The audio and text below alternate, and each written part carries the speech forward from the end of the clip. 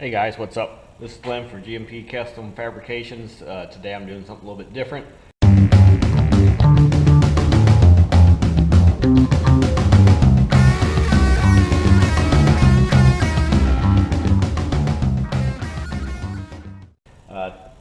It's been too cold. I've been too busy to do much more on rat dually. Maybe later today I'll get some more done on the engine swap. I've been helping my dad tear down a building for materials, so I can make some changes in the shop to make it more comfortable to work in here year round. It's a big space, it's hard to heat, it's not insulated, and from the materials that I'm getting from helping my dad tear the building down, I'll be able to make some improvements in here. But anyway, the point of today's video is I found this book, local bookstore. It's Basic Welding for Farm and Ranch, and this, I'm sure most of you, unless you're went to vocational school or a certified welder, a lot of the stuff that your high school shop classes, you may have learned how to weld, but the hows and whys, probably got lost over the years.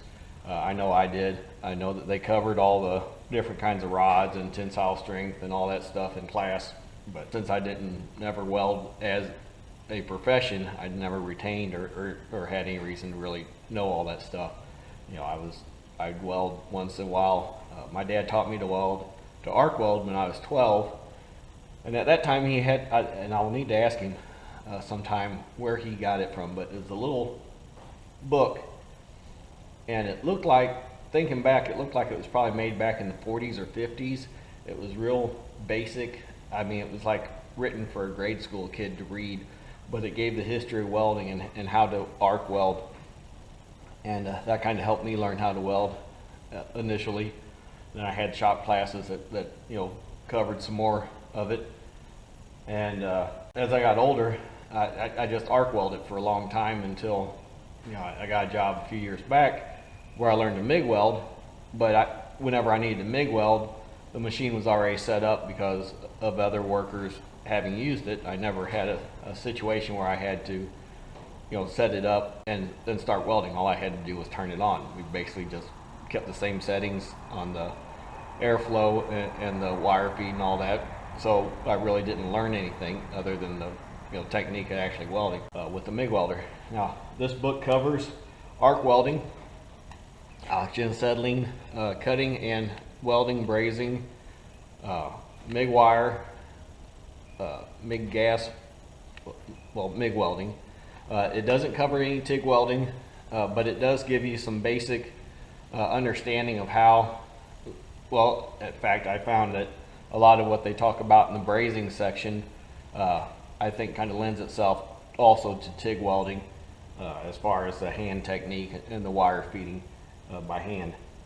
But this is, they say for farm and ranch, but I think this is a really important resource for anybody doing any metal fabrication, in your garage, doing, rat rod or building go-kart or whatever you're doing.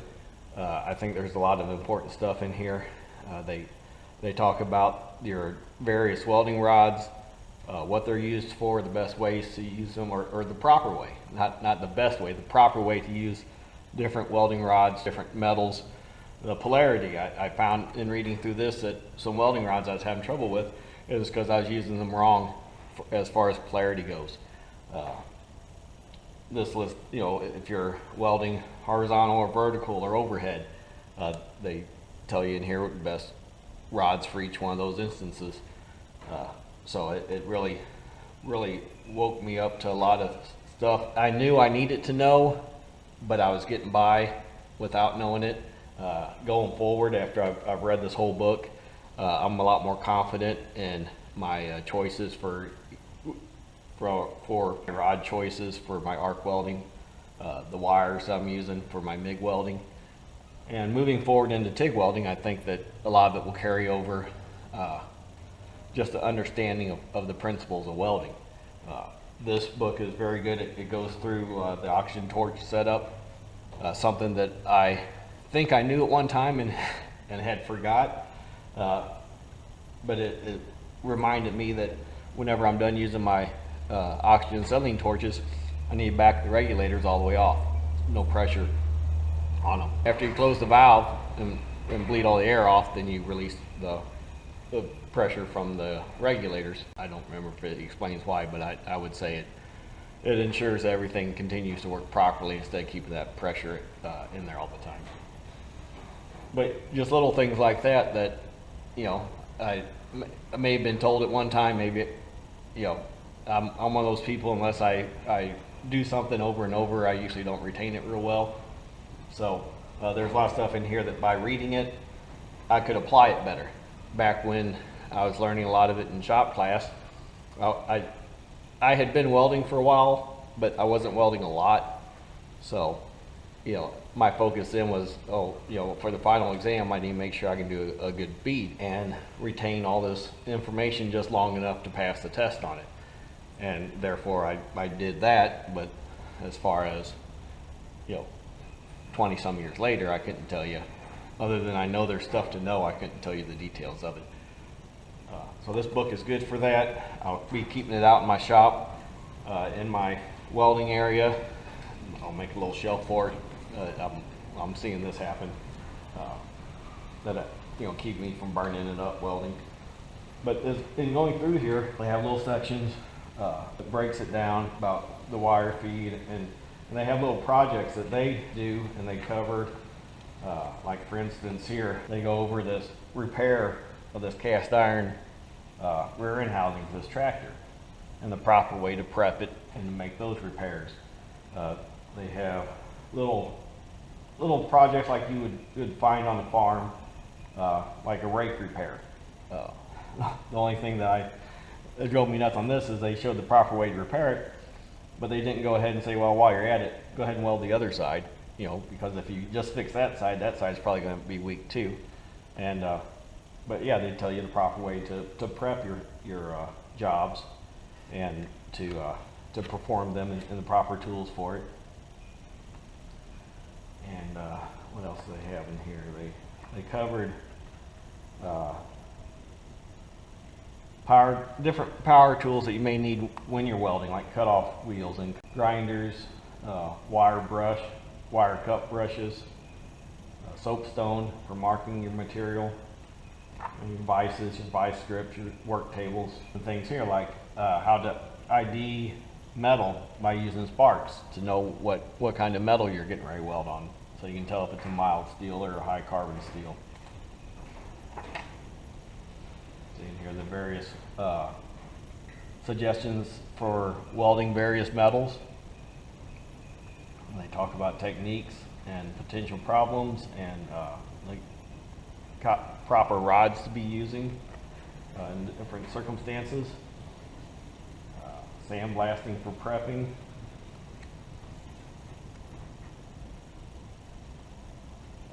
They cover safety very well in here. More about the oxygen acetylene.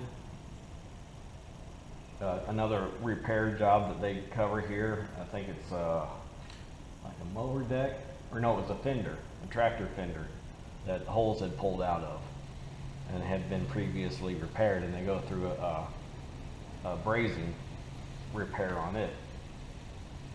This oxygen acetylene. This is talking about the pros and cons of arc welding as opposed to MIG welding, and the proper setup and the proper settings. And here's what I was talking about for instance, the different kinds of weld wire or sticks, the classifications, the polarities, you know, how to be the proper way to use them. Just all kinds of things. Very useful information. Proper storage, the composition of rods, and how they lend themselves for better usage. Lots of charts, lots of information, and a few projects in here that they did. Like another one here, they added these hooks onto their bucket for their loader to make it more useful, and they cover the way that they did that. And a hay hook, hay bale hook that they put on. But yeah, I'm so glad I found this.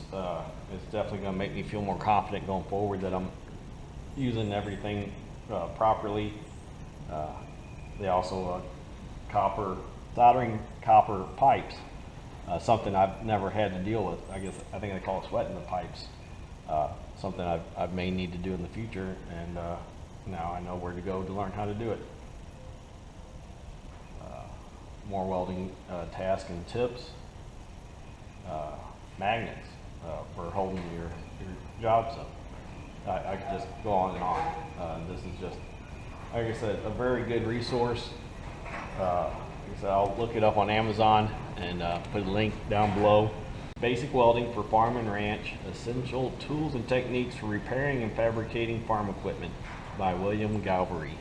So, if that's something that you think you might be interested in, or if you got a kid that's interested in welding, or you want to, if you want to get them into welding or fabrication, and you want to make sure that you're giving them good information, go through the book with them. Go through, and you may end up learning just as much as they do. So anyway, that's all I got for you today. This is Glenn for G&P Custom Fabrications. Living the dream till the freaking phone rings. Thanks for watching.